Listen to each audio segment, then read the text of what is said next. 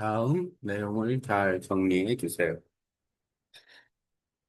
외국어 공부할 때 듣기에 대한 부분을 앞서서 얘기했는데 이제 말하기에 대한 부분을 얘기해 볼게요. 듣기는 우리가 외국어를 공부하면서 보통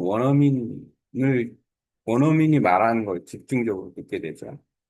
내가 만약에 한국어 그 언어 교환을 하면서 한국어를 얘기하면 나는 한국어 원어민이 생기니까 서로에게 도움을 주는 거예요. 예를 들어서 내가 언어 교환하면서 이제 베트남 언어 교환 친구가 베트남어를 얘기하면 내가 그것을 듣고 따라하기도 하고 서로 같이 말을 하기도 하고 듣고 말하고 교류를 하는 건데 일단은 프로젝트 형태로 지금 AI를 활용을 하다 보니까 프로젝트 형태로 진행을 많이 해요. 왜냐하면 그게 효율적이고 AI를 이용할 수 있는 좋은 방법이기 때문에. 아, 특히나 이제 음성 쓰기를 이용을 하면 이제 만들어진 그 글자는 AI로 하면 정리가 되고 좋은 콘텐츠를 얻을 수 있어서 그걸 리뷰를 할 수가 있는 거고. 그랬을 때 이제 내가 지금 한국어로 말하면, 그러니까 어쨌든 내가 학습자가 자기 모국어를 공부할 필요는 없죠. 근데 언어 교환 때문에 모국어로도 콘텐츠를 만들어야죠. 왜냐하면 다른 한국어로 공부하는 사람에게 줘야 또 상대방도 나에게 도움을 주는 서로 주고받는 게 형성이 되니까. 그래서 어떤 프로젝트 형태로 이제 말을 하는 거예요. 근데 이게 이제 내가 이제 보통 한국어, 영어, 베트남어를 사용을 하는데 이제 하- 한국어는 제쳐놓고 영어와 베트남어를 비교를 한다고 하면 영어 듣기가 어느 정도 되니까 이제 말하는 것도 조금 괜찮은 상태고 발음은 100% 아주 훌륭하진 않고 하지만 그래도 이렇게 컨텐츠를 만들 정도는 된다. 그래서 영어도 이제 뭐 오케이 됐고 이제 베트남어인 거예요. 베트남어를 지금 공부한 지는 2년 좀 넘어가는 거고 AI를 활용해서 공부한 지는 1년 정도 더 해서 이 의사소통을 할 수 있게 하는 게 목표이고 2017년부터 겨울에 베트남에 여행하면서 겨울 시즌을 보내면서 비즈니스를 겨울 동안 해가면서 약간 그 베트남어를 접했기 때문에 베트남어는 안지는 8년, 공부한 지는 2년, 이렇게 되는 거예요. 그게 이제 나의 베트남어 스펙인 거고.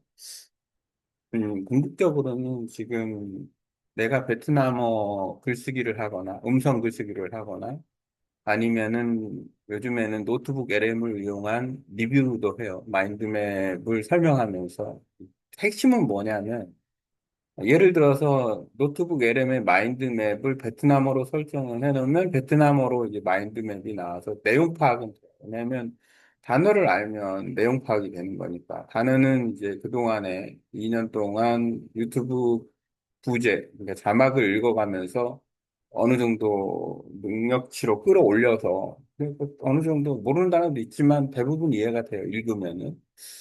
핵심은 뭐냐면 내가 그 내용을 설명하기 위해서 이야기를 하거나 어떤 프로젝트를 이용해서 뭐 스트림 AI로 대화를 시도해서 할 때 나의 발음이 안 맞다는 거죠.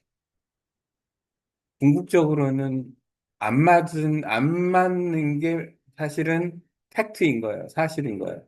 왜냐하면 내가 발음이 잘 맞으면 글쎄, 베트남어를 할 필요가 있나? 그냥 더 바로 말하기 능력, 듣기 능력. 듣기가 안 되면 또 말은 해야 되긴 하겠지만, 궁극적으로는 내가 말을 연습할 때 발음은 이제 어떻게 하면 원어민 수준의 예를 들어서 긴 문장을 얘기했을 때 발음이 정확하게 딱 그 자막에 쓰여지는가? 아니면은 내가 음성 쓰기를 했을 때, 구글 도큐멘트에 내가 말한 게 다 쓰여지는가. 이 부분이 이제 핵심인데, 노력을 해야 되죠. 근데 중요한 건 뭐냐면, 내가 만든 프로젝트, 내가 이제 베트남어로 말한 내용들, 또는 언어 교환을 하면서 베트남어를 따라서 읽으면 내가 따라서 읽었을 때 왜 틀렸지? 이 발음이? 이렇게 한번 생각해 보는 거예요. 하지만 틀린 이유는 이제 알 수가 있어요. 어, 발음을 잘못했으니까 틀린 거죠. 쉽게 생각하면 그래요. 하지만 왜 발음을 잘못했지? 이렇게 생각하면 여러 가지 이유가 있어요. 단어를 알았는데도 발음을 잘못한 경우. 어떤 때는 발음 맞았다가 어떤 때는 또 틀렸다가 하는 경우도 있고.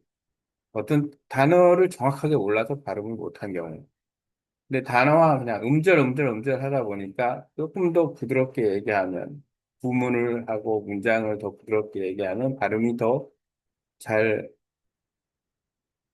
인식되었을 수도 있겠다라는 생각, 여러 가지 생각이 있어요. 근데 그게 바로 발음을 고치거나 발음을 향상시키는 하나의 그 프로세스, 단계가 아닐까라는 생각이 들고, 근데 핵심은 뭐냐면 일단 내가 베트남어로 말을 해야 된다. 따라 읽고, 읽기도 하고, 마인드맵 리뷰도 하고, 또 어떤 컨텐츠에 대해서 발표도 하고, 음성 쓰기를 해서 AI를 또, 어, 콘텐츠를 받아서 또 그걸 소리 내서 읽어서 음성 쓰기도 하고, 이런 과정을 거치면서 이제, 아, 내가 발음을 더 향상시킬 수 있다. 이렇게 되는 거죠. 음, 듣기에 이어 말하기를 하면서 어떻게 하면 발음을 더 좋게 할 것인가. 이 부분에 대해서 지금 좀 이야기를 해봤습니다. AI에서 음성 쓰기를 한다라는 것이 상당히 효율성이 있다. 그리고 그것을 AI가 잘 받아주고 있기 때문에 그 내용으로 프로젝트를 진행을 해서 상당 부분은 어, 효율성이 있는 자료를 얻을 수 있다.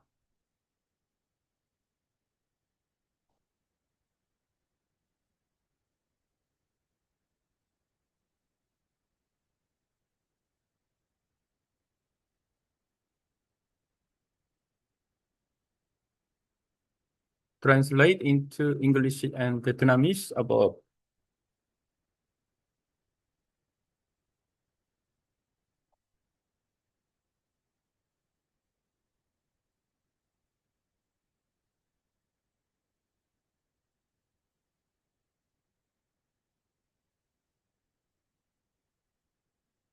음, 내용을 요약해서 번역을 해버렸네요. 이거는 하면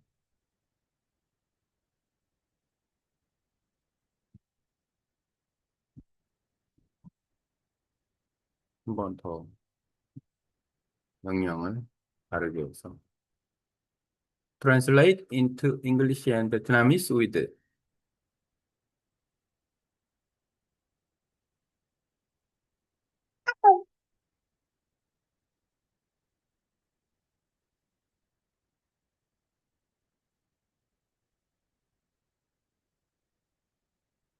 제대로 하는. 제가 한 얘기를 붙여놓고 외국어 말하기 학습 정리, 듣기와 말하기 관계. 외국어 학습에서 듣기는 원어민의 발화를 집중해서 이해하는 과정이고, 어,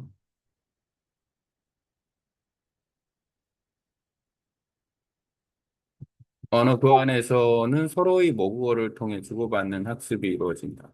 한국어 원어민은 한국어로, 베트남어 원어민 베트남어로 말하며 서로 교류한다. AI 프로젝트 활용 시 음성, 입력, 글자로 변환, 콘텐츠 리뷰, 말하기 학습으로 이어진다. 나의 언어 배경, 한국어, 모국어 학습용 콘텐츠 제작 가능, 영어, 듣기는 어느 정도 가능, 말하기와 발음은 완벽하지 않지만 콘텐츠 제작 수준은 가능.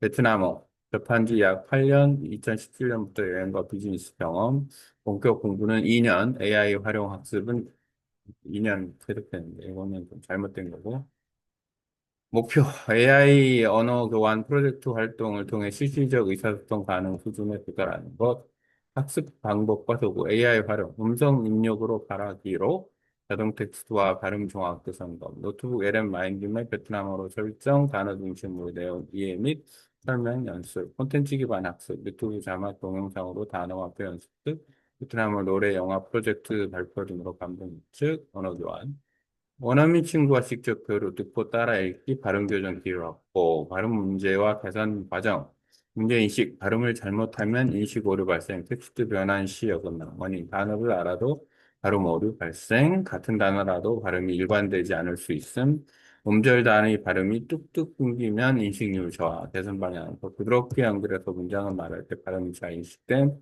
잘못된 이유를 분석하고 교정하는 과정 자체가 발음 향상의 단계다. 핵심 전략. 그나마로 말하기를 한 반드시 실천해야 함.